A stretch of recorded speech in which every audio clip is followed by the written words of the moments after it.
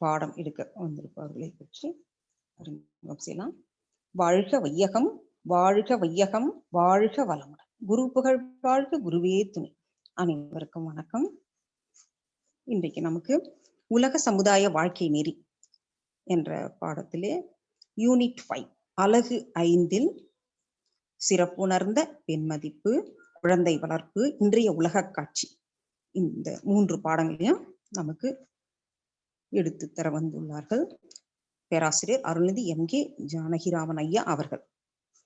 அதற்கு முன்பாக இன்றைக்கு இயேசுபிரான் பிறந்த தினமான இன்றைய தினத்திலே அனைவருக்கும் கிறிஸ்துமஸ் தின வாழ்த்துக்கள். அதைத் தொடர்ந்து இப்போது ஐயா அவர்களை பற்றிய ஒரு அறிமுகம். ஐயா அவர்கள் உங்களுக்கு நல்லா தெரியும், பேராசிரியர் அருள்நிதி எம்.கே. ஜானகிராமன் ஐயா அவர்கள் ஆழியாரிலே முதன்மை ஆலோசகராக இருக்கிறார்கள்.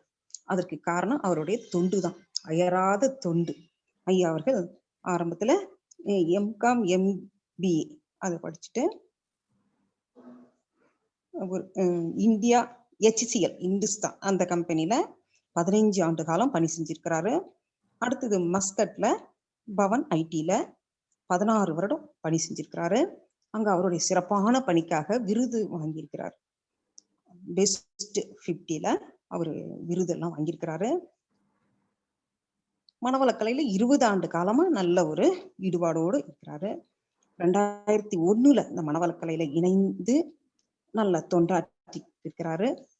2005 அருள்நிதியாகி அதுல இருந்து அங்க மஸ்கட்ல சிறப்பா இந்த மனவளக்கலையை எல்லாருக்கும் வழங்கிக்கிட்டு அங்க நடக்கிற அந்த சிறப்பு நிகழ்ச்சிக்கெல்லாம் அவங்க முன்னிலையில இருந்து எல்லாருக்கும் அதை கொடுத்துட்டு இருக்கிறாரு. ஐயா அவர்கள் அது மட்டும் இல்லாம MSc சைக்காலஜி அதை படிச்சிருக்கிறாரு. அது சம்பந்தமான டிப்ளமோ படிப்புகளை படிச்சிருக்கிறாரு. ஒரு சக்தி நகர் அறக்கட்டளையில அரங்காவலரா இருக்கிறாரு. அதுல MSc இங்க வந்து MSc ஸ்போர்ட்ஸ் யூனிவர்சிட்டியில OHC முடிச்சிருக்கிறாரு. அது மட்டும் இல்லாம ஐயா அவர்கள் VSPல முக்கியமான ஒரு பணியில இருக்கிறார், தொண்டாற்றி கொண்டிருக்கிறாரு.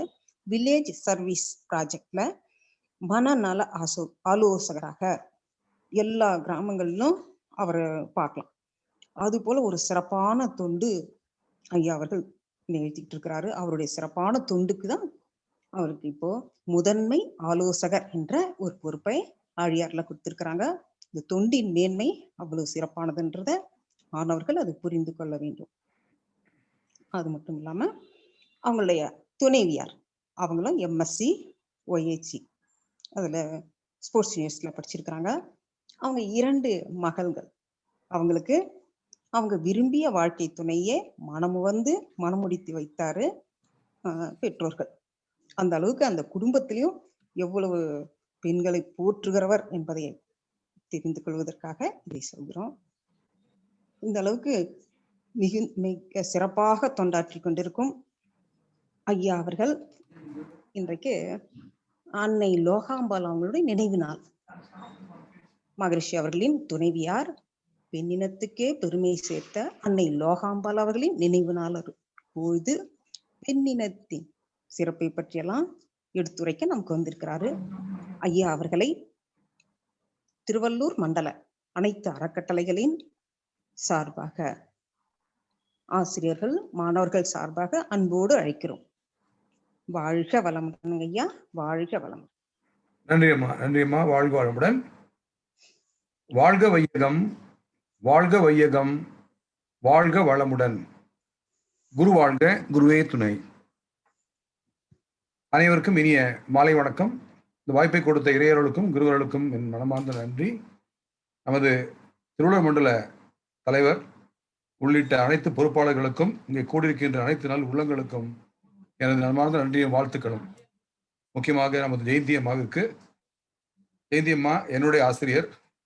நான் MSc படிக்கும் பொழுது எனக்கு துணையாக இருந்து, நான் வந்து ஒரு ப்ராஜெக்ட் பண்றதுக்கு உதவியாக இருந்து என்னை ஆளாக்கியவர், உயர்த்தியவர், வாழ்த்தியவர். அந்த நல்ல உள்ளங்களுக்கு, நல்ல உள்ளத்திற்கு என் மனமார்ந்த நன்றி அம்மா. ஐயா வாழ்க வளமுடன். நீங்க தாங்க ஐயா எவ்வளவு பணிவு கனிவு உங்ககிட்ட இருந்து நிறைய கத்துக்கிட்டு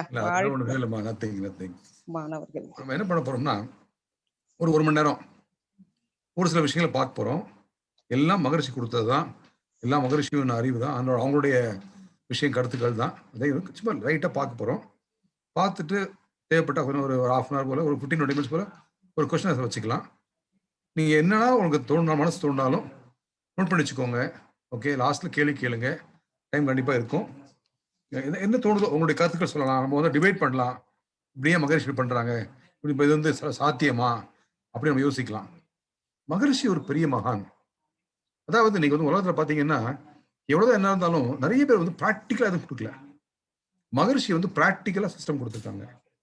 நான் வந்துங்க நிறைய டிராவல் பண்ணியிருக்கேன், நிறைய இயக்கத்தை இருந்திருக்கேன். நம்ம பேர் சொல்ல பல இயக்கங்களை மெம்பரா இருந்த ஒரு காலத்துல கடந்த ஒரு 18 வருஷமாக நம்முடைய WCC-க்குள்ள வந்த பிறகு, வேதாத்தியத்துக்குள்ள வந்த பிறகு பாத்தீங்கன்னா ஒரு முழுமையான ஒரு கலை என்றால் அது வேதாத்தியம் தான். மகரிஷி வந்து பயிற்சி மட்டுமல்ல, யோகக்கலை மட்டுமல்ல, இந்த உலகம் எப்படி இருக்க வேண்டும், தனி மனிதன் எப்படி இருக்க வேண்டும், அனைத்திற்கும் ஒரு வழிமுறையை ஏற்படுத்தி கொடுத்திருக்கின்றார். அதை நாம் உணர்ந்து செய்தால் வாழ்க்கை பிரமாதமாக இருக்கும். வாழ்க்கையில் உயரலாம், சிறக்கலாம், சாதிக்கலாம். இன்றைய உலக காட்சி எப்படி இருக்கின்றது? நீங்க பாத்தீங்கன்னா நான் ஒரு சைக்காலஜிஸ்டா, ஒரு கவுன்சிலரா நிறைய ஸ்கூல் காலேஜ்லாம் போறேன், நிறைய கிராமங்களுக்கு போறேன். எங்கு பார்த்தாலும் பிரச்சனைகள் எப்படி இருக்கின்றது? இன்னைக்கு வந்து முக்கியமாக மகரிஷி ரொம்ப வருத்தப்பட்டு சொல்ற விஷயம் என்னன்னா, ஆண் பெண்களுக்கு உள்ள நட்பு ஒழுக்கம் மிகவும் குறைந்து விட்டது. என்ன செய்யணும்? மகரிஷி சொல்றாங்க, தனித்தனியா சரிந்து பேசுவது தவறான ஒரு விஷயம். ஆனா இன்னைக்கு வந்து ஒரு ஸ்கூல்லையோ காலேஜ்ல எடுத்துட்டீங்கன்னா,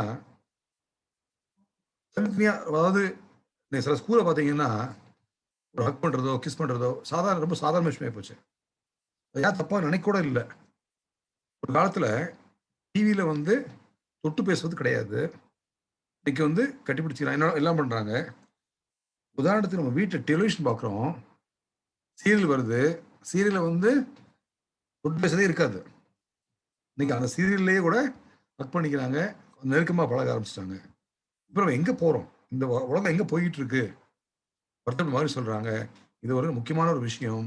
இது தனித்தனி செய்வது நல்ல விஷயம் அல்ல. இயற்கையில வந்து எப்படி இருக்கு? மனுஷ கருத்துக்கள் எல்லாம் ஒவ்வொரு அவளை கொடுத்துருக்கின்ற ஒவ்வொரு போயமும் பிரமாதமாக இருக்கு.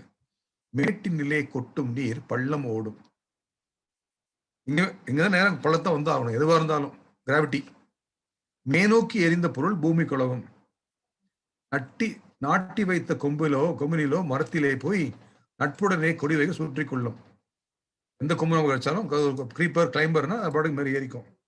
சேட்டையாம் வாலிபத்தில் ஆண் பெண் உள்ளம் சேர்ந்து ஒன்ற உடல் அணைய ஆர்வம் கொள்ளும்.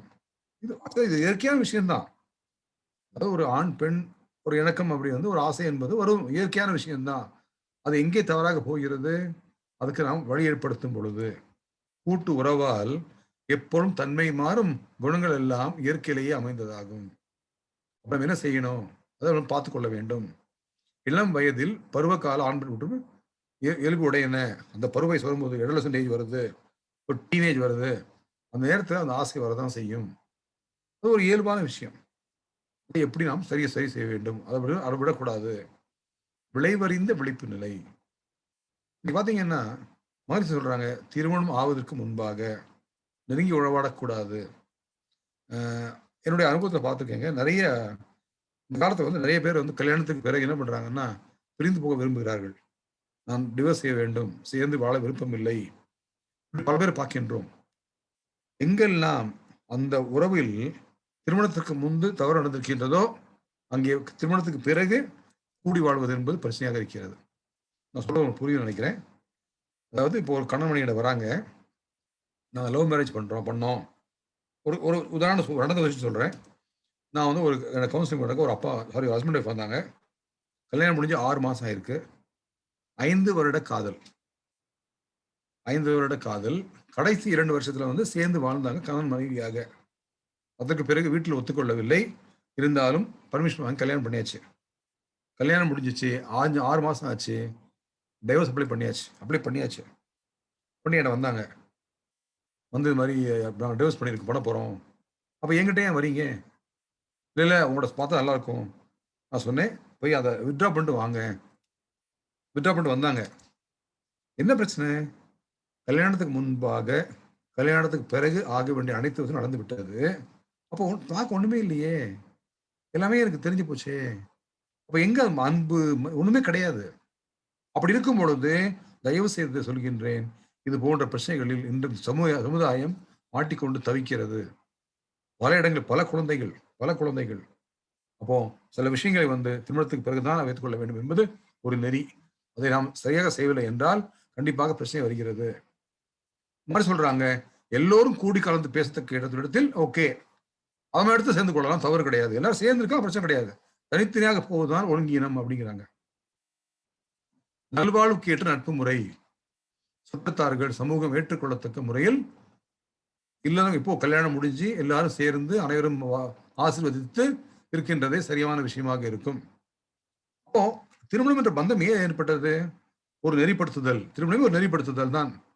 ஒரு காலத்துல எப்படி திருமணமே கிடையாது. யார் என்ன வேணா பண்ணலாம், எங்க வேணா பண்ணலாம். எப்படி இருந்துச்சு ஒரு காலத்துல? அனிமல் ஏஜ், மிருகம் போல வாழ்க்கை. பிறகு நெறிப்படுத்தப்பட்டது திருமணம் ஒன்று வந்தது. அப்போ வந்த பிறகு ஆனால் நம்ம எப்படி திருப்பியும் பழைய மாதிரி போய்கிட்டு இருக்கோம். கற்பழிவின் பெருங்கேடு. இன்னைக்கு பாத்தீங்கன்னா பல பிரச்சனைகள், குழந்தைகள் தப்பு தவறாக சில விஷயம் மாட்டிக்கிறாங்க. அதாவது ஒரு சின்ன ஒரு விஷயம், நிறைய எக்ஸாம்பிள் சொல்றேன்னு நினைக்கிறேன், தெரியல. என்கிட்ட ஒரு குழந்தை வந்தாங்க. அவங்க என்ன ஆச்சுன்னா, இவர்கள் ஒரு இளம் பெண் குழந்தை, சிறு குழந்தை, 18 வயசு வச்சுக்கோங்களேன். இந்த பெண் இன்னொரு பெண் கூட பேசிக்கிட்டு இருக்காங்க, தன்னுடைய தோழி, இருவரும் தோழிகள். இந்த எதுக்காக சொல்றேன் அப்படின்னா, எப்படிலாம் குழந்தைகள் மாட்டிக்கொள்கிறார்கள் தெரிஞ்சதுக்காக சொல்றேன். ஏன்னா நீங்களாம் குழந்தையா இருப்பீங்க, இல்லாட்டி தாயா இருப்பீங்க, மகளா இருப்பீங்க, மாமியாரா இருப்பீங்க, எப்படி இருப்பீங்க, உங்களுக்கு உதவி செய்யும் என்பதற்காக சொல்கின்றேன். அப்போ ஒரு பெண் வராங்க. இந்த பெண் ஒரு பிரச்சனை மாட்டிக்கிட்டு இருக்கா. ஒரு பையன் என்ன ரொம்ப மோசமா நடத்த முயற்சி பண்ணிட்டு இருக்கான், ரொம்ப கஷ்டமா இருக்கு, வெளியே வர தெரியல. என்ன பிரச்சனை ஆகி போச்சுன்னா, இந்த குழந்தை இன்னொரு ஃப்ரெண்ட், அவனுடைய இன்னொரு கிளாஸ்மேட், 2 பேருமே பெண்கள், 2 பேரும் ஸ்கூல் கிளாஸ்மேட்ஸ். 2 பேரும் போன்ல பேசுறாங்க. எப்படி பேசுறாங்க? வீடியோ கால்ல பேசுறாங்க. இந்த பொண்ணு அவங்க வீட்டுல பெட்ரூம்ல உட்கார்ந்துருக்கா, அந்த பொண்ணு அவங்க வீட்டுல இருக்கா. சரி, சரி, ஒரு ஆண் இல்ல, பெண் தானே, கேஷுவலா இருக்காங்க. சரியான முறையில் ட்ரெஸ் போட்டுக்கல. ட்ரெஸ் ரொம்ப கேஷுவலா இருக்கு. அந்த பொண்ணு என்ன பண்றா, ஏதோ வேண்டு பண்ணாலோ தெரியாம பண்ணாலோ அதை ரெக்கார்ட் பண்ணிட்டா. அந்த கால் ரெக்கார்ட் பண்ண, வீடியோ கால் ரெக்கார்ட் பண்ணியாச்சு. அந்த பெண் அதாவது என்னாச்சுன்னா, அவருடைய இன்னொரு ஃப்ரெண்ட், ஒரு பையன், அவங்ககிட்ட கேஷுவலா பேசிட்டு அந்த பையன் அதை பாக்குறான். இந்த பேசி முடிச்சாச்சு. வேற பல நாள் கழித்து அந்த பெண்ணுடைய ஆண் தோழன் அதை பார்த்து என்ன பண்றான், அந்த பெண்ணுக்கு தெரியாம அதை அவனுடைய மொபைலுக்கு அமைச்சிட்டான், டிரான்ஸ்ஃபர் பண்றான் இந்த வீடியோவை. அந்த பையன் என்ன பண்றான், நம்பர் கிடைச்சாச்சு, வீடியோ கிடைச்சாச்சு. இந்த பெண்ணை கூப்பிட்டு கஷ்டப்படுத்துறான். சொல்றான், நான் ஒரு மீட் பண்ணணும், உன் போட்டோலாம் என்கிட்ட இருக்கு, உன் வீடியோலாம் என்கிட்ட இருக்கு. மீட் பண்ண போறான். அவன் காட்ட ஆச்சரியப்படுறான். எப்படி கிடைச்சது, எதை கதை அடிக்கிறான், நீ என் கூட தப்பா இரு, என் கூட நீ தவறு செய்யவா அப்படின்னு அந்த குழந்தைய பயமுறுத்தி, கஷ்டப்படுத்தி, காயப்படுத்தி, அந்த குழந்தை பயந்து போய் வீட்டை சொல்ல முடியாது, எது சொல்ல முடியாது. ஓகே, வழி இல்லாம அம்மா கிட்ட சொல்லி அம்மாவும் பொண்ணு கிட்ட வராங்க. இது போல் 1, 2 அல்ல, பல நடக்கின்றது. நம்ம பல ஊர்ல பார்த்திருக்கின்றோம். அது பொள்ளாச்சியாக இருக்கட்டும், எங்கவா இருக்கட்டும், பல இடங்களில் பார்க்கின்றோம். இது போல் குழந்தைகள் மாட்டிக்கொள்ளவில்லை மாடும் என்றால் அந்த ஒழுக்கம் என்பது கண்டிப்பாக இருக்க வேண்டும். கற்பு ஒழுக்கம், அதாவது மகர்ஷி இந்த விஷயத்துக்கு ரொம்ப முக்கியத்துவம் கொடுத்திருக்காங்க. ஒழுக்கமே மனித இனம் தனியாய் கூட்டாய் உயிர் வாழ உயிர்வடைய மிகவும் தேவை. ஒழுக்கம் அது அனுபவத்தால் அறிஞர் கண்ட உலக வாழ்க்கை சிற்பி உற்று பாரீர். ஒழுக்கங்களில் கற்பே சிகரம் போலாம். ஒழுக்கங்களே முக்கியமானது கற்பு தான். கற்பு யாருக்கெல்லாம் கற்பு? பெண்களுக்கு மட்டும்தானா? கிடையாது. கற்பு என்பது பொது. எப்படி அது பெண்ணுக்கு முக்கியமோ அதே மாதிரி அந்த ஆணுக்கும் அது முக்கியம். மனுஷன் சொல்றாங்க, ஆணை விட்டு பெண்ணுக்கே சின்னம் வைக்கும். தெரிஞ்சதுதான். அப்ப யார் ரொம்ப கேர்ஃபுல்லா இருக்கணும்? அந்த பெண் மகள், அந்த திருமகள் ரொம்ப கேர்ஃபுல்லா இருக்கணும். தவறு செய்தவன் போய்விட்டான், இந்த குழந்தையை சுமந்து கொண்டிருக்கின்றாள், கஷ்டப்பட்டு கொண்டிருக்கின்றாள். ஒரு அம்மாவும் பொண்ணு வந்தாங்க என்கிட்ட. ஓகே, அந்த பெண் 12th ஸ்டாண்டர்ட் படிக்கிறாங்க. ஓகே, உட்கார்றாங்க, பேச ஆரம்பிக்கிறேன். 2 பேரும் அழ ஆரம்பிச்சிட்டாங்க. பொண்ணு அழுறாங்க, அம்மா அழுறாங்க. என்னம்மா சொல்லுங்க. இல்லைங்க, என் பொண்ணு 12வது படிக்கிறா. சரிம்மா, என்ன பிரச்சனை? என் பொண்ணு கர்ப்பமா இருக்கா. 12வது படிக்கிறா. நான் வந்து 3 டாக்டர் போனேன். யாருமே அதை கலைக்க விடல மாட்டேங்கிறாங்க. நான் சொன்னேன், இது இல்லீகல்மா, கலைக்க முடியாது. அப்ப என்ன பண்றது? தெரியல. ஏதாவது ஹெல்ப் பண்ணுங்க. அந்த பொண்ணை கேட்டேன், என்னமாச்சு? இல்லை, ஃப்ரெண்டு பழகினே இப்படி ஆகிப்போச்சு. 2 பேரும் தான் காரணம். இருந்தாலும் கஷ்டப்படுறது யாரு? அவன் போயிட்டான், அவன் ஜாலியா இருக்கான். இவ சுமந்துக்கிட்டு இருக்கா, கஷ்டப்பட்டு இருக்கா.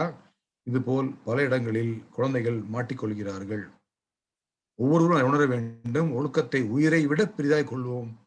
நம்முடைய உலக சமாதான பொது ஆட்சியின் கீழ் மகர்ஷி நம்மள வந்து வேதாத்ரி மகர்ஷியின் குழந்தைகள், நம் குழந்தை நாமோ நம் குழந்தைகளோ இந்த விஷயத்துல வந்து ரொம்ப ரொம்ப கேர்ஃபுல்லாக இருக்க வேண்டும்.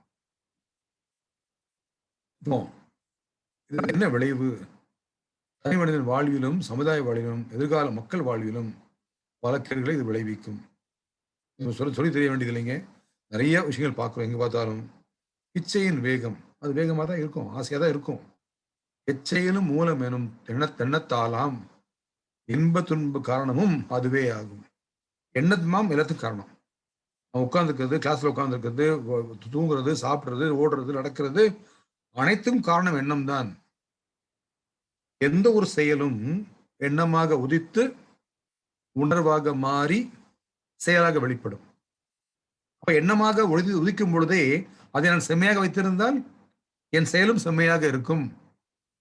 அப்ப எண்ணமாக இருக்கும் பொழுது நான் ஒழுக்கத்தையோடு இருந்தால் என் வாழ்க்கை எப்படி இருக்கும்? பிரமாதமாக இருக்கும். அப்ப இச்சையிலும் தீ எழுந்து எரியும் பொழுது இயங்கும் உடற்கருவிகளால் அறிவை கொண்டு அச்சமற அனுபவித்து அணைக்க வழி கிடையாது, அனுபவித்து ஆகணும்.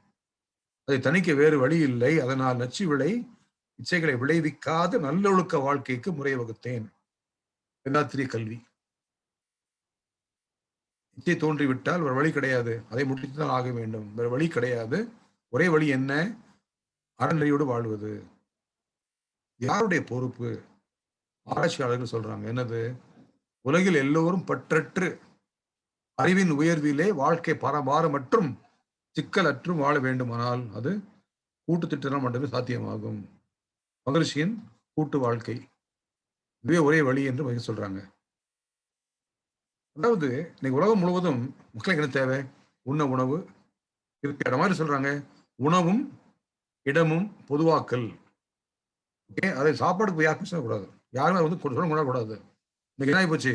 தண்ணி பொது கிடையாது, ஆகாரம் பொது கிடையாது, எதுவுமே பொது கிடையாது. காற்றே இன்னைக்கு பொதுவா இல்லை. இன்னும் கொஞ்ச நாள் காற்றை வந்து நம்ம என்ன பண்ணிடுவோம்? லைசன்ஸ் பண்ணிடுவோம். அது மாதிரி போய் கொண்டிருக்கின்ற இந்த உலகம். கடமை என்ன? இந்த உலகில் ஆறறிவின் உயர்வில் வாழ்ந்து இன்ப துன்பம் காணும் ஒரு மனிதனுக்கு சென்றுவிட்ட நாட்களிலே வாழ்ந்த முன்னோர் செயல் விளையும் ஜெகம் முழுவதும் இன்று வாழ்வோர் அன்றன்று எண்ணம் சொல் செயல் மூலமாக ஆற்றுகின்ற செய்களின் விளைவை சேர்ந்தே என்றென்று பலனிக்கும் தன்மை கண்டால் எண்ணத்தில் கடமை என்ற ஒளி உண்டாகும். இன்னைக்கு நம்ம இதெல்லாம் சூப்பரா இருக்கோ, அந்த எண்ணம் செம்மையாக இருக்கும். அது செம்மையாக இருந்தால் என்னுடைய வாழ்க்கையே பிரமாதமாக இருக்கும், ஒளி மிகுந்ததாக அமையும். அந்த கடமையை உணர்ந்து நான் என்ன செய்ய வேண்டும், எப்படி செய்தாலும் சரியாக இருக்கும், சமூகத்தில் என்ன செய்ய, ஃபர்ஸ்ட் நான் என்ன செய்யணும்? நான், சுற்றம், குடும்பம், சுற்றம், சமுதாயம், உலகம் சொல்றாங்க மகரிஷி. அப்ப இதை நான் இந்த கடமை செய்கின்றேனா இல்லையா? எப்படி செய்ய வேண்டும்? அதை உணர்ந்து செய்யும் பொழுது அங்கே அருமையான ஒரு அறநெறி அங்கே நடக்கும். பார்த்தீங்கன்னா மகரிஷியுடைய முக்கியமான விஷயம் என்னன்னா, பெண்ணுக்கு ஒரு தனி இடத்தை கொடுத்துருக்காங்க மகரிஷி. எந்த ஒரு மகானும் எந்த ஒரு மனிதனும் யாருமே கொடுக்காத ஒரு இடத்தை பெண்ணுக்கு கொடுத்திருக்கின்றார் மகரிஷி. இதை நாம் உணர்ந்திருக்கின்றோமா? நான் இங்கே நாம் என்று சொல்லும் பொழுது ஆணாக இருக்கட்டும் பெண்ணாக இருக்கட்டும், நாம் அனைவரும் வேதாத்ரி அன்பர்கள், மகரிஷியின் குழந்தைகள். நாம் எப்படி இருக்கின்றோம்? நான் ஒரு பெண்ணாக ஒரு ஆணாக அந்த பெண்ணின் இனத்தின் மதிப்பை உணர்ந்திருக்கின்றேனா? ரொம்ப முக்கியமான விஷயங்க. இன்னைக்கு வந்து பல இடத்தில் என்ன பிரச்சனை அப்படின்னா, அந்த பெண்ணே தன்னுடைய மதிப்பை உணரவில்லை. நான் எப்படிப்பட்டவள்? அதாவது மகரிஷி சொல்றாங்க, உலக தொகையில் பாதி சரி பாதி பெண்கள், அது எல்லாருக்கும் தெரியும். அடுத்த பாதி யாரு? பெண்கள் கொடுத்த கொடை, பெண்கள் கொடுத்த gift. First half is women, second half is the gift of women அப்படிங்கிறாங்க மகரிஷி. அப்போ அவன் கொடுத்த கொடையா கொடுத்த பரிசு. அப்போ சரி, அந்த ஏன் அதை இயற்கையை வந்து அந்த பெண்ணிடம் கொடுத்திருக்கின்றது அந்த வாய்ப்பை? யாரும் கொடுத்துக்கலாம், ஆண்டு கொடுத்துருக்கலாமே, ஏன் கொடுக்கல? அதுக்கு தகுதியானவள் பெண்ணே. அப்ப ஒரு குழந்தை பிறக்கணும் என்ன பண்ணணும்? அன்பு இருக்க வேண்டும், ஆசை இருக்க வேண்டும், பாசம் இருக்க வேண்டும், அன்பாக பார்த்துக் கொள்ள வேண்டும். அனைத்தும் எங்கே இருக்க? ஆண்களிடம் இருக்கின்றதா? ஆண்களை குறை சொல்லவில்லை, அவர்களுக்கு சில பணிகள் இருக்கின்றன. ஆனால் ஒரு முக்கியமான ஒரு பணி அது இயற்கை கொடுத்திருக்கின்றதா? பெண்ணிடத்தை கொடுத்திருக்கின்றது. மனுஷன் சொல்றாங்க, அப்ப ஆணை விட பெண் உயர்ந்தவளா? இல்லை. ஆணை விட பெண் தாழ்ந்தவளா? கிடையாது. இரண்டு பேரும் சரி சமமா? அதுவும் இல்லைங்கிறாங்க. மனுஷன் இப்ப என்னது? பெண்கள் ஆர் ஸ்பெஷல், அவர்கள் சிறப்பானவர்கள். இதை விட பெட்டரா சொல்ல முடியுமா யாராவது? முடியாதுங்க. நம்முடைய மகான் மட்டுமே அந்த பெண்ணுக்கு ஒரு தனி இடத்தை கொடுத்திருக்கின்றார். அதை போற்றுவோம், அதன்படி நடப்போம். நாம் எல்லையற்ற ஆற்றல் உள்ள இறைவன் திருவுள்ளம் என்ன? எவ்வுயிரும் தோன்றுவதற்கு ஏற்றது திருவழியாய் வல்லமையாய் பெண்ணினத்தை வடிமைத்தான் அற்புதமே. வாழுகின்ற மக்களில் இந்த வளத்தை அறிந்தவர் எத்தனை பேர்? எல்லாரும் முடிந்திருக்கின்றோமா? மனுஷன் இன்னொன்னு சொல்றாங்க, பெண்ணுக்கு 2 லா எதிரானது. எந்த லா? Mother in law, daughter in லா. நான் சொல்லலைங்க, மறு சொல்றாங்க. அதாவது எனக்கு தெரியும், நான் வந்து இன்னைக்கு டாட்டர்லாம் இருக்கேன்னு வச்சுக்கோங்க. ஒரு பெண் இருக்காங்க, அவங்க டாட்டர் இல்லாவா இருக்காங்க. அப்ப என்ன பண்றோம்? முதல்ல ஏன் இப்படி மாமியார் எப்படி இருக்காங்க நினைக்கிறோம். அதே பெண் நாளைக்கு மாமியாராக மாறும் பொழுது மாறிவிடுகிறார்கள். ஏன் எனக்கு புரியவே இல்லைங்க. சிந்திப்போம். அப்ப நாமும் வந்து ஒரு வேதாத்திரியனாக என்னுடைய கடமை என்ன? நான் எப்படி வழி நடத்த வேண்டும், எப்படி இருக்க வேண்டும், எப்படி சிறக்க வேண்டும், எப்படி சாதிக்க வேண்டும் என்று யோசிக்க வேண்டும். இன்னைக்கு வந்து பாத்தீங்கன்னா பல இடத்தில் இந்த பெண்கள் இந்த மாதிரி கஷ்டப்பட்டு இருக்காங்க. என்னோட அனுபவத்தில் சொல்றேன், என்ன எதிர்பார்ப்புகள் ஏமாற்றத்தை தரும். எந்த ஒரு மாமியாரும், என்னுடைய கருத்து, நான் தவறாக தான் மன்னிச்சிருங்க, எந்த ஒரு மாமியாரும் மருமகளை மகளா பார்க்க முடியாது. எந்த ஒரு மருமகளும் மாமியாரை தாயா பார்க்க முடியாது. ஆனா அப்படி எதிர்பார்க்கும் பொழுது ஏமாற்றம் வருகிறது.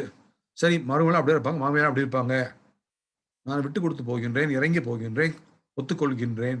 அப்படி செல்லும் பொழுது அங்கே சந்தோஷம் அதிகமாகும். உறுதியாக நிறையும் குறையும். பெண்களிடம் நிறைய இருக்கிறது. மகரிஷி இருக்காங்க, எல்லாமே மகரிஷி விஷயம்தான். பெண்களுக்கு தையலர் என்று பெயர், சிறப்பு பெயர் உள்ளது. தையலர் என்னது? அதாவது இணைப்பவள். ஒரு பிரச்சனையை நீக்கி குடும்பத்தை இணைத்து கொண்டு போகின்ற ஒரு பெண், அவளுக்கு தையலர் என்று ஒரு பெயர் இருக்காங்க. திருப்பா என்ற நூலில் பெண்ணை இன்னொரு உண்மையா சொல்றாங்க, நீரிழையாள். மகரிஷி வந்து ஒரு நெசவாளி குடும்பத்தை சேர்ந்தவர். அப்ப அவருக்கு வந்து இது மாதிரி எண்ணங்கள் நிறைய தோணுது. ஐயா சொல்றாங்க, நேரலையால் என்ன? நம்ம வந்து இந்த தையல் நெசவு செய்யும் பொழுது ஒரு முக்கியமான ஒரு இலை ஒன்று உள்ள விடுவாங்களாம். ஓகே, அது வந்து அதுக்கு வந்து அந்த இதை பிரமாதமா வைக்க போகின்றது.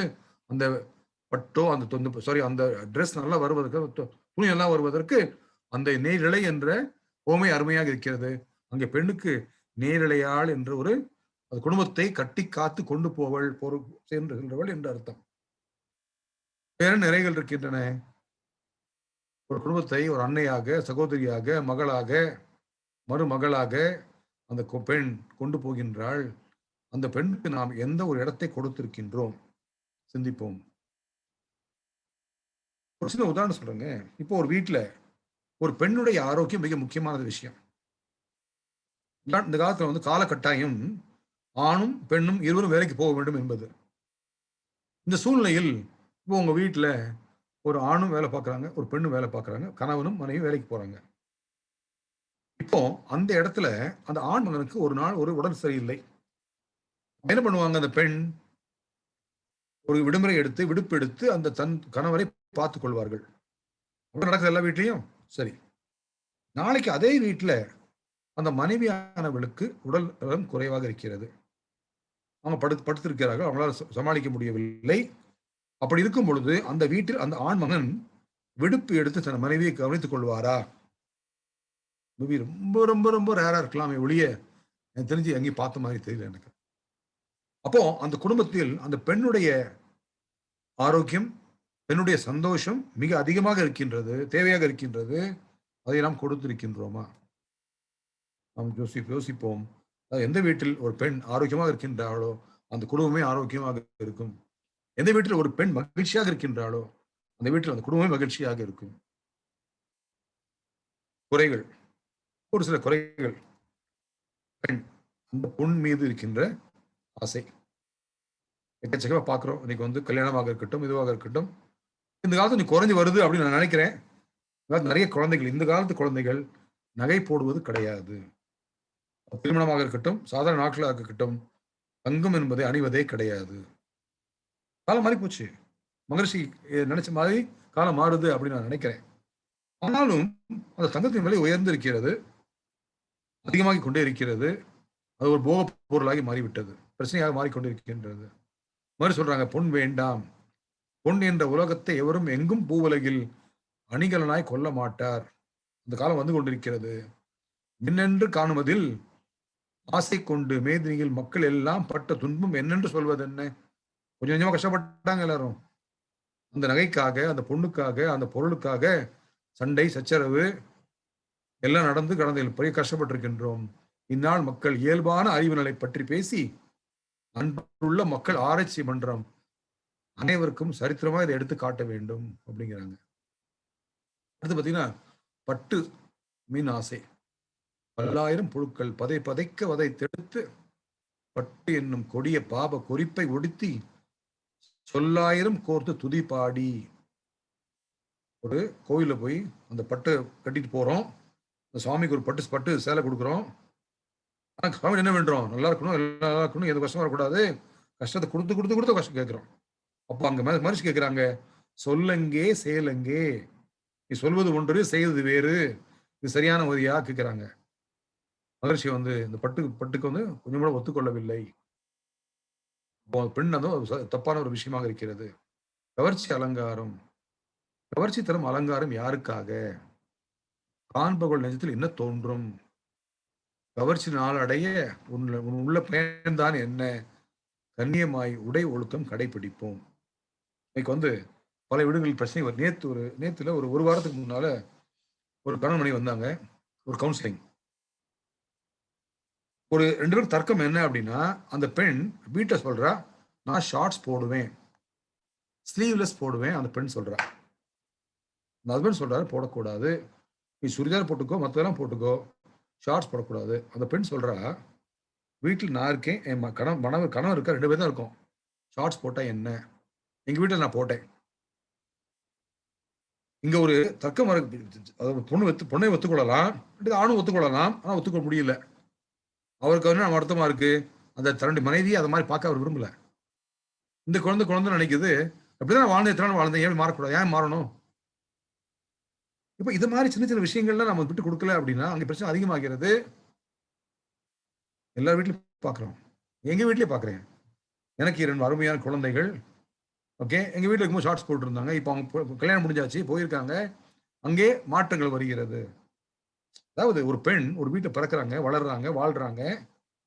அந்த வீட்டின் அதாவது அவங்களுடைய கலாச்சாரம், உணவு பழக்க வழக்கங்கள், எத்தனை மணிக்கு எழுந்திருப்பது, என்ன உடை உடுத்த வேண்டும், எப்படி இருக்க வேண்டும், எல்லாமே வேறு. ஒரு நாள் திடீர்னு கல்யாணம் சொல்றாங்க. அந்த பெண்ணை அப்படியே ஒரு பெரிய மரத்தை எடுத்து வரைக்கும் நட்டுற மாதிரி வேற இடத்துல நட்டியாச்சு. அங்கே அப்படி செய்யும் பொழுது அந்த வீட்டு என்ன ஆகுது? அந்த வீட்டுல அங்கே கலாச்சாரம் வேறு, உணவு பழக்க வழக்கங்கள் வேறு, நாகரிகங்கள் வேறு, உடை வேறு, தூங்க எழுந்திருக்க நேரம் வேறு, அனைத்தும் வேறு வேறு. உடனே என்ன சொல்றோம்? நீ மாற வேண்டும், நாளை முதல் 5 மணிக்கு எழுந்திருக்க வேண்டும். 5 மணியா? நான் பார்த்ததே இல்லையே. இப்படி ட்ரெஸ் போடணுமா? முடியாதே. இப்போ பிரச்சனை வருது. மனுஷன் சொல்றாங்க, அப்ப என்ன பண்ணலாம்? மனுஷன் சொல்றாங்க, ATS, அக்செப்டன்ஸ், டாலரன்ஸ், சாக்ரிஃபைஸ், விட்டு கொடுத்தல், சகிப்புத்தன்மை, தியாகம். மகிழ்ச்சி, சரி மகிழ்ச்சி, யார் பண்றது? 2 பேர் இல்ல, யார் விட்டு கொடுக்குறது? மறு சொல்றாங்க, உங்கள் 2 பேரில் யார் அறிவாளியோ விட்டு கொடுங்க. மகிழ்ச்சி 2 பேருமே அறிவாளி. மகிழ்ச்சி 2 பேரும் விட்டு கொடுத்துருங்க, முடிஞ்சு போச்சு, சரியா போச்சு. அப்போ இது போல் அது பொண்ணாக இருக்கட்டும், பட்டு துணையாக இருக்கட்டும், அது கவர்ச்சியான அலங்காரமாக இருக்கட்டும். இதை விட்டு விட்டு நாம் அடுத்து எப்படி சரியான முறையில் ஒழுக்கமாக வாழ பழகுவோம். தங்கம், பட்டு, கவர்ச்சியான ஆடைகள் எல்லாம் தனி மனிதனுக்கோ தீமையை தவிர நன்மை ஒன்றும் இல்லை. பெண் கல்வி அந்த காலத்துல பாத்தீங்கன்னா ஔவையார், கோப்பெருந்தேவி போன்ற பெரிய பெண் புலவர் இருந்திருக்கின்றார்கள். நம்முடைய கண்ணகி அம்மா அவங்க என்ன பண்ணிருக்காங்க, ஒரு வேட்டு நாடு மன்னனுடன் வாதிடும் அளவுக்கு திறன் பெற்றிருந்தாள். அப்போ அதுபோல் பெரிய பெரிய உயர்ந்து இருந்தார் பெண்கள் அந்த காலத்தில் கல்வியில் உயர்ந்து இருந்தார்கள், சிறந்திருந்தார்கள்.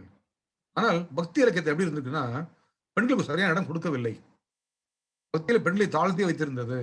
முக்கியமாக தவமே கிடையாது பெண்களுக்கு. தவம் என்றால் பெண்கள் செய்யக்கூடாது. ஒரு கோயில் மந்திரம் சொல்ல வேண்டும் என்றால் பெண் சொல்லக்கூடாது. அதை மாற்றியது நம் மகான் வேதாத்திரி மகரிஷி. பெண்களுக்கு என்று தவத்தை முழுமையாக கொடுத்தார். ஆண் செய்கின்ற அனைத்தையும் பெண்ணும் செய்யலாம். இன்னைக்கு பார்த்தீங்கன்னா நம்முடைய வேதாத்திரியத்தில் பெண்களே அதிகமாக இருக்கின்றார்கள். வகுப்பு நடக்குது அப்படின்னா கிட்டத்தட்ட 2/3 மூன்றில் 2 பங்கு பெண்களாகவும் 1/3 தான் ஆண்களாக இருக்கின்றார்கள். அந்த அளவிற்கு பெண்ணுக்கு தனி இடத்தை கொடுத்து பெண் இன்னைக்கு வாழ்க்கையில் உயர்ந்திருக்கின்றாள், சாதிக்க போகின்றாள், சாதித்துக் கொண்டிருக்கின்றாள். அப்போ சமையல் பார்த்தீங்கன்னா நினைச்சாங்க பெண்கள் என்றால் சமையல் செய்ய வேண்டும், அவங்களுக்கு படிப்பு தேவையில்லை அப்படி பிரிச்சு வச்சிருந்தாங்க. அதை மாற்றியவர் நம் மகரிஷி. குழந்தை வளர்ப்பாக இருக்கட்டும், சமையல் இருக்கட்டும், ஓகே அது மாதிரி சொல்றாங்க. இது வேண்டாம், அவங்க பார்க்க வேண்டாம். குழந்தை வளர்ப்பை நாம் பொதுவாக்கி விடுவோம், சமையலை பொதுவாக்கி விடுவோம். இதை இங்க எடுத்து விட்டீங்க என்ன என்றால் பெண்களுக்கு விடுதலை முழுமையாக கிடைக்கும். மகரிஷியின் கருத்து கேட்க ரொம்ப கஷ்டமா இருக்கும். எப்படியா முடியுமா, சாத்தியமா? நடக்கும். இன்னைக்கு பாத்தீங்கன்னா நம்முடைய தாத்தா பாட்டி இருந்த காலத்துக்கும் அப்பா அம்மா இருந்த காலத்துக்கும் நம்முடைய வாழ்க்கை காலத்திற்கும் பாசங்கள் அதிகமாக இருக்கிறது குறைவாக இருக்கின்றதா? குறைந்து கொண்டே வருகிறது. அப்போ மனுஷன் சொல்றாங்க அப்படி இருக்கும் பொழுது விட்டு விட்டுருங்கள், அதை வளர்ப்பதற்கு வேற ஆளை கொடுத்துருவோம், தாய்மார் வளர்க்க வேண்டாம். இன்னைக்கு ஆன்மீக கல்வியை பொறுத்த வரைக்கும் பெண்களே சிறப்பானவர்கள். இப்ப பாத்தீங்கன்னா நம்முடைய இங்க வகுப்புலேயே பெண்கள் அதிகமாக இருக்கின்றார்கள். எம்எஸ்சியாக இருக்கட்டும், ஒரு டிப்ளமோவாக இருக்கட்டும், எந்த இதுவாக இருக்கட்டும், நம்முடைய மன்றத்துக்கு ஒரு கிளாஸ் நடந்தா கூட ஒரு 50 பெண்கள் வந்தாங்கன்னா ஒரு 5 ஆண்கள் வருகிறார்கள். காரணம் என்ன? அவங்களால முடியாதா? பெண்களுக்கு ஆர்வம் அதிகம், ஆசை அதிகம், திறமை அதிகம். அப்போ அவர்களால் இந்த கல்வியை நன்றாக கற்றுக்கொண்டு அதன் மூலமாக தனக்கும் அந்த குடும்பத்திற்கும் உதவ முடிகிறது. அந்த காலத்துல என்ன பண்ண பெண்கள் கிடையாது. ஆரம்பத்தில் மனுஷன் சுத்தமா கொடுக்காம இருந்தா மத்தவங்க எல்லாம் மகரிஷிக்கு அதற்கு கொடுத்து பெண்கள் மங்கள கலையை பார்த்தீங்கன்னா அதிகமாக பெண்கள் பார்த்தீங்கன்னா போட்டோ பார்த்தீங்கன்னா பெண்கள் நிறைந்திருக்கின்றார்கள், ஆண்கள் கொஞ்சம் பேர் இருக்காங்க. இங்க மட்டும் இல்லை, எல்லா இடத்துலையும் அப்படிதான் இருக்கின்றது. மனைவி நாள் வேட்பு நாள். உலகத்துல ஃபாதர்ஸ் டே, மதர்ஸ் டே, வேலண்டைன்ஸ் டே, அந்த டே இந்த டே எல்லா டேயும் இருக்கின்றது. மனைவிக்கு என்று ஒரு நாள் இருக்கின்றதா? அதை கொடுத்த ஒரே மகான் வேதாத்திரி மகரிஷி. தன்னுடைய அன்பு மனைவி லோகம்மாள் அம்மையாரின் பிறந்த நாள் ஆகஸ்ட் 30 என்று உலகம் முழுவதும் கொண்டாடி கொண்டிருக்கின்றோம். என்ன பண்றோம்? அன்னைக்கு அங்கே கணவன் மனைவி நன்றாக கூடி ஒரு கனியையும் மலரையும் மாற்றிக்கொண்டு அங்கே அதை நாம் கொண்டாடுகிறோம். சரி, எனக்கு ஒரு சின்ன ஒரு வருத்தம் இதுல என்ன அப்படின்னா, அந்த மனைவியோட வேட்பு நாள் உண்மையிலேயே நாம் செய்கின்றோமா? என்னுடைய தனிப்பட்ட கருத்து தவறாக இருந்தால் மன்னித்து விடுங்கள். அங்கே நாம் செல்லுகின்றோம், நான் போகின்றேன், என் மனைவி என்னோட வராங்க, என் மனைவிக்கு ஒரு மலரை கொடுக்கின்றேன், அவங்களை எனக்கு ஒரு கனியை கொடுக்கின்றார்கள். ஆசையாக நாம் ஒருவர் கண்ணை பார்த்து ஒரு தவம் செய்கின்றோம். செய்து முடித்து அன்று நினைக்கின்றோம், ஐயோ என் மனைவி அருமையா இருக்கின்றாலே, சூப்பரா இருக்கு, அப்படி இருக்காங்களே, அந்த மனைவியை நான் நன்றாக வைத்திருக்கின்றேனா? அந்த அன்னைக்கு ஒரு நாள் மட்டும் அப்படி இருக்கோமா? வாழ்நாள் மட்டும் அப்படி இருந்தால் என்ன? சிந்திப்போம். நிறைய இடத்த பாக்குறேன், வராங்க இந்த இது ஃபங்க்ஷனுக்கு வராங்க, வீட்டுக்கு போறப்ப சண்டை போடுறாங்க, அது போடுறாங்க, இது போடுறாங்க. இங்க ஒரு மதிய ஒரு மனைவிக்கு ஒரு மரியாதை கொடுப்பதில்லை. இதை நாம் அனைவரும் சேர்ந்தால் நிச்சயமாக மாற்றி விடலாம். பிறந்தோரை, பெற்றோரை, பிறந்தகத்தை, பிறந்த ஊரை விட்டு, இதை விட ஒரு அருமையான ஒரு கவிதைங்க அது மகிழ்ச்சி கொடுத்தது. ஊரை விட்டு பிரிந்து பெரு நோக்கில், பெரிய நோக்கம், கடமை அறம் ஆற்ற. பெருநோக்கம் என்ன? ஒரு குடும்பத்தை தலைக்க வைக்க வேண்டும், நான் வாழ்க்கையில் அடுத்த நிலைக்கு போக வேண்டும், உயர வேண்டும், மனைவியாக வேண்டும், தாயாக வேண்டும். அந்த கடமை அறம் ஆற்ற பற்றற்ற துறவி, எந்த ஒரு பற்றும் இல்லை. என் பெற்ற தந்தை தாயை விட்டு விட்டேன், பற்றில்லை. உடன் பிறந்தோர் விட்டு விட்டேன், பற்றில்லை. என் குடும்பத்தை விட்டு விட்டேன், ஒரு துறை போல் இங்கே வருகிறேன். குடும்ப தொண்டேற்று பண்பாட்டின் அடிப்படையில் என்னை பதியாய் கொண்டேன். அற்றவத்தால் என் வாழ்க்கை துணையாகி பெண்ணை நல நோக்கில் அன்போடு கருணை இவை கொண்டு மற்றவர்க்கும் தொண்டாற்று மாண்புமிக்க இந்த மனைவியை நான் மதிக்கின்றேன், வாழ்த்தி மகிழ்கின்றேன். இது உண்மையிலிருந்து உள்ளந்து வருதா? ஆசையாக வருகிறதா? இதை உணர்கின்றோமா? நினைத்து பார்ப்போம். நாம் அனைவரும் மகரிஷியின் குழந்தைகள். சதி என்னும் கொடுமை. அந்த காலத்துல ஒரு கணவன் மரித்து விட்டால் அந்த மனைவியும் உடன்கட்டை ஏற வேண்டும். இந்த சட்டம் இருந்துச்சு. சரி, ஏதோ தெரியாமை அறியாமை செய்தார்கள். மகரிஷி இருக்கும் காலத்தில் ஒரு பிரச்சனை வந்தது. என்ன பண்ணாங்கன்னா, அங்க எல்லாரும் பெரிய டெல்லியில மகரிஷி இருக்கும் பொழுது பல அறிஞர்கள் கூடுகிறார்கள். கூடி அவங்க என்ன பண்றாங்கன்னா, சதித்திரத்தை ஒழிக்க கூடாது, அதை தொடர்ந்து நடத்த வேண்டும் சொல்லிட்டு ஒரு மனு எழுதுறாங்க கவர்மெண்ட்டுக்கு. அந்த மனு எழுத அவங்க என்ன ஆசைப்படுறாங்கன்னா, பெரிய பெரிய மகான்கள்லாம் கையெழுத்து போட வேண்டும், அப்பதான் அதுக்கு வலிமை இருக்கும். மகரிஷி வராங்க. மகரிஷி, இது பாருங்க மகரிஷி, இப்ப இந்த ஒழித்து விட்டார்கள், மீண்டும் கொண்டு வர வேண்டும், இதை நாம் தொடர்ந்து நடத்த வேண்டும், அப்பதான் சரியான முறையில் நடக்கும், நீங்களும் கையெழுத்து போடுங்கள். அந்த மனுவை கொடுக்குறாங்க. மகரிஷி படிச்சு பார்க்குறாங்க. மிக அருமையாக இருக்கிறது, நான் கையெழுத்து போடுகிறேன், ஒரே ஒரு மாற்றம் செய்யுங்கள். எப்படி ஒரு கணவன் மரிக்கும் பொழுது அந்த மனைவியான உடைமை கற்றை ஏற வேண்டுமோ, அதே மாதிரி அந்த மனைவி மரித்தால் அந்த கணவனும் உடன்கட்டை ஏற வேண்டும் என்று மாற்றி எழுதுங்கள், நான் நிச்சயமாக கையெழுத்து போடுகின்றேன் என்றார். ஓடிவிட்டார்கள் என்று. இதுபோல் அந்த இதை எதிர்த்து, இதுபோல் எது நடந்தாலும் நடந்தால் அதை கோயில் கொடுத்து உயர்த்தியவர் மகரிஷி. நாம் அவர் வழி வந்தவர்கள். அந்த மகானை போற்றுவோம், வாழ்த்துவோம். என்ன பொறுப்பும் கடமையும். பெண்களுக்கு சம உரிமை வழங்கப்பட வேண்டும். சம உரிமை என்னது? அவங்களுக்கு தேவைய சேவை அவங்க பார்த்துக் கொள்ள வேண்டும். நான் ஒரு சின்ன ஒன்று கருத்து சொல்றேங்க. கவுன்சிலிங் வந்த அனுபவம். எந்த வீட்டில் ஒரு பெண்ணின் கை கொஞ்சம் கொஞ்சம் அண்டர்லைன் பண்றேன், ஓங்கி இருக்கின்றதோ அங்கே சந்தோஷம் அதிகமாக இருக்கும். எந்த வீட்டில் ஆணின் கை ஓங்கி இருக்கின்றதோ அங்கே சந்தோஷம் குறைவாக இருக்கும். யோசிச்சு பாருங்க. நீங்க உங்க வீட்டுல பாருங்க. எந்த வீட்டில் ஒரு ஆண், நீ செய்யுமா, செஞ்சா ஓகேமா, உனக்கு திறமை இருக்குமா, நீ பண்ணா ஓகேமா, நான் பாத்துக்கிறேமா, அப்படி இடம் கொடுத்தால் அந்த கணவன் மனைவியானவள் செய்வதெல்லாம் கணவனுக்காகவும் குழந்தைகளுக்காகவும் தான். அந்த வீட்டுல நான் தான் ஆம்பளை, நான் சொல்ல நீ கேட்கணும் அப்படி ஆதிக்கம் செலுத்தினால் அந்த வீட்டில் மகிழ்ச்சியானது குறையும். யோசிச்சு பாருங்க. உங்க வீட்டுல, தெரிஞ்சவங்க வீட்டுல எங்கே அந்த மனைவிக்கு இடம் கிடைத்திருக்கின்றதோ அந்த வீட்டில் நிச்சயமாக மகிழ்ச்சி தாண்டவம் ஆடும். இதை இங்க இருக்கின்ற ஆண்கள் அனைவரும் உணர்ந்து கொண்டு அந்த மனைவியானவளுக்கு ஒரு தனி இடத்தை கொடுத்தால், அந்த மனைவியை மதுரை மீனாட்சியாக பாவித்தால் அந்த குடும்பத்தில் மகிழ்ச்சியானது அதிகமாக நிலவும். சரி, இப்போ குழந்தை வளர்ப்பு. மகிழ்ச்சி என்ன சொல்றாங்கன்னா, பெண்களை சமரிய வேண்டும், நல்லா இருக்க வேண்டும் அப்படின்னா இன்னொன்று விஷயம் பார்த்தோம். பெண்களை தாரை வார்க்க வேண்டாம் சொல்றாங்க மகரிஷி. ஒரு முக்கியமான விஷயம். தாரை தத்தம் கொடுப்பது. தாரை தத்தம் கொடுப்பது என்ன? ஒரு காலத்துல அப்படி இருந்துச்சு. அது ஏன் அப்படி வந்துச்சு அப்படி பார்க்கும் பொழுது, இந்த காலத்துல எல்லாம் எப்படின்னா, போராட்டமான வாழ்க்கை, வேட்டு நாட்டு பகை, மிருகங்களுடைய இருந்த பிரச்சனைகள். அப்போ கணவன் போருக்கு போறார் அப்படின்னா, திரும்ப முடிந்தாச்சு, அவர் போர் வரதுக்கு 3 மாசம் 6 மாசம் ஆகும். அந்த காலத்துல என்ன பண்ணுவாங்க, அந்த மனைவியானவள் அந்த நேரத்துல அவங்க அப்பா அம்மா விட்டு போயிடுவாங்களாம். போயிட்டு கணவன் திரும்ப வரமாட்டாங்களாம். அதற்காக அந்த பெண்ணின் தந்தை அந்த பெண்ணை தத்தம் கொடுக்கின்றார். என் மகளை நான் உங்கள் வீட்டு மகளாக திருமகளாக அனுப்புகின்றேன், அது என் மகள் அல்ல, இனிமேல் அவர் என் மகள் அல்ல என்ற அர்த்தம். அப்போ அந்த பெண் திருப்பி அப்பா அம்மா போக முடியாது என்ற அர்த்தம் சொன்னாங்க. அப்படியே காலம் இருக்கின்றது இப்பொழுது இல்லையே. அப்படி இருக்கும்போது ஏன் தத்தம் கொடுக்க வேண்டும் என்று மகரிஷி கேட்கின்றார்கள். அது தப்பான பழக்கம் செய்ய வேண்டாம் என்று மகரிஷியின் வாதம். அதில் அர்த்தம் இருக்கின்றது. சரி, இப்போ குழந்தை வளர்ப்பு. மனுஷன் சொன்னாங்க, குழந்தை வளர்ப்பும் இதை நம்ம அறிஞர் விட வேண்டும், அந்த பெண்களுக்கு கொடுக்க வேண்டாம். அதாவது அவங்களுக்குன்னு ஒரு உரிமை வேணும். அப்போ நாம் என்ன செய்ய போறோம்? குழந்தைகளை பொதுவாக்க போகின்றோம்.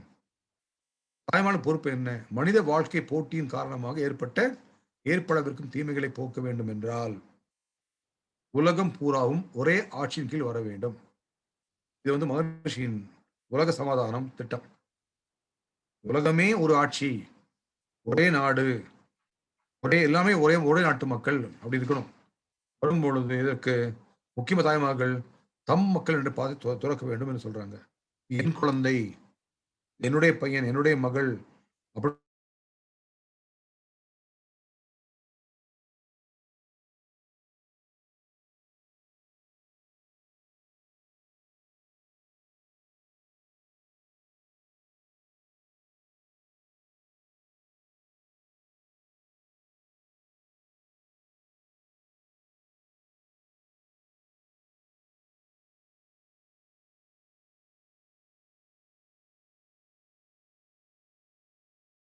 தூக்கி வருவார்கள்.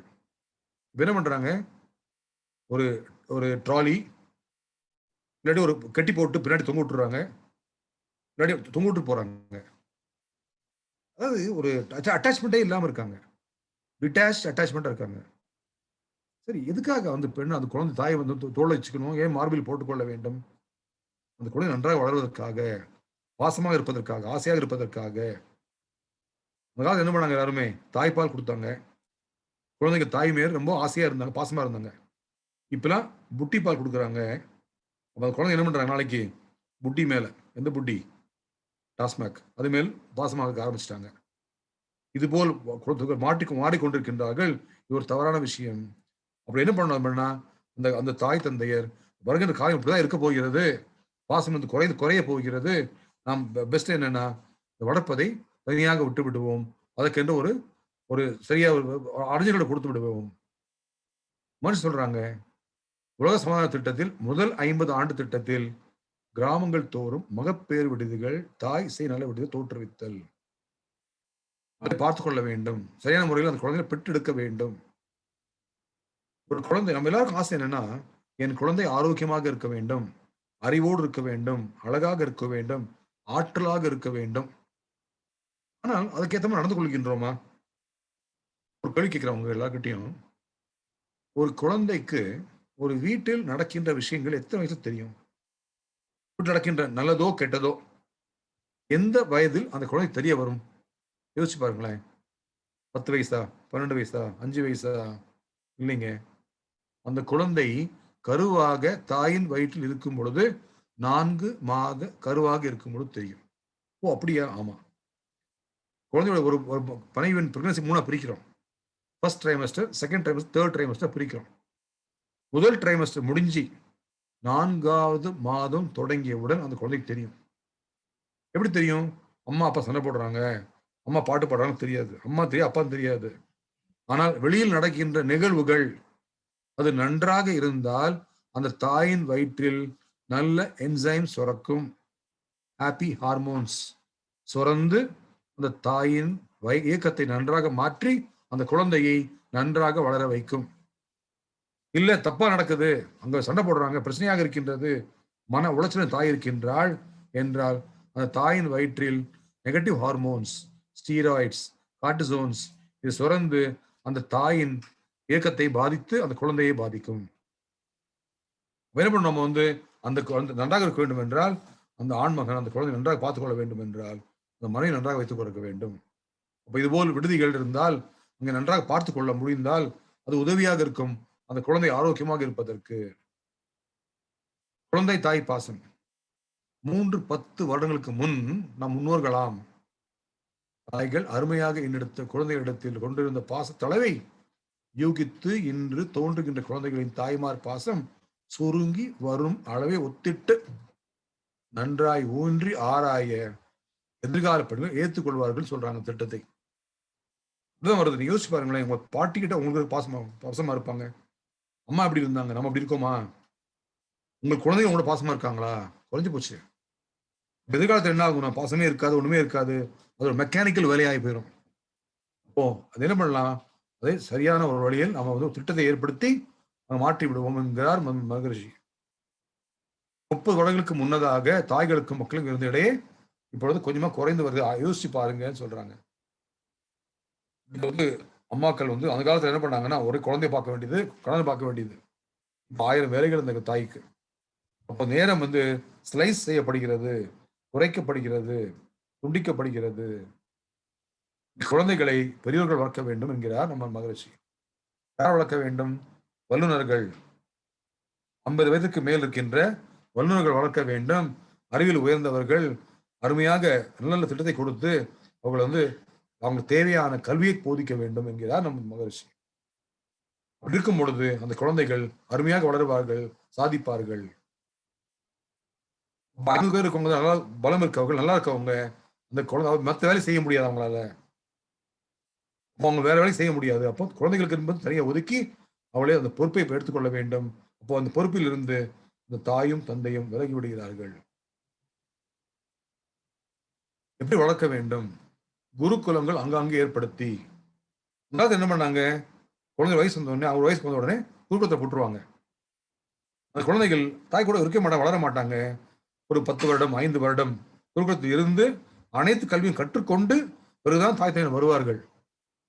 பாசம் நெருக்கமா இருக்க வாய்ப்பு கிடையாது. அங்க அப்படி இருந்த காலங்கள் மாறி இப்படி போச்சு. இப்போ மகர்ஷி குருகுலங்களை ஏற்படுத்த விரும்புகிறார்கள். அங்கே குழந்தைகளை நல்முறையில் வளர்ப்பதற்கும் பருவமதற்கு ஏற்ப உடல், உணவு, பயிற்சி, பண்பாட்டுக்கு உகந்த செயல், மனப்பழக்கம் தருவதற்கும் சுகாதாரமுடன் விஞ்ஞான தத்துவங்கள் அறிந்தவரை நியமித்து ஆண் பெண் இருபாலரும் 10 வயதில் தாண்டில் எக்கலையும் கற்க ஆண் பெண் பிரிவு அமைப்போம். 10 வயசு வந்த பிறகு தனித்தனியா பிரிச்சு அவளை அந்தந்த கலைக்கு ஏற்ற மாதிரி கற்ப வைக்க வேண்டும். இதுதான் சரியான வழிமுறை என்ற மகரிஷி சொல்கின்றார்.